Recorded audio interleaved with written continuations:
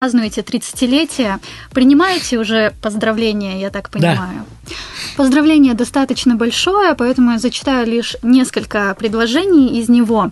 Пришло оно от Мурата Магомедовича Зязикова, чрезвычайный и полномочный посол Российской Федерации в Республике Кипр. Мой любимый и дорогой коллектив Государственного ансамбля народного танца Ингушетия. С искренней радостью и от всей души поздравляю вас с юбилеем. В искусных и грациозных движениях танца читается любовь к своей земле, почитание старших, уважение к женщине и забота о молодых. Там, где вы, всегда возникает атмосфера душевного праздника, на которой собираются все родственники и друзья, где рады каждому гостю. И тогда эмоциональность и образность вашего танцевального творчества направляются искусными исполнителями в яркое и осмысленное осознание национальных чувств.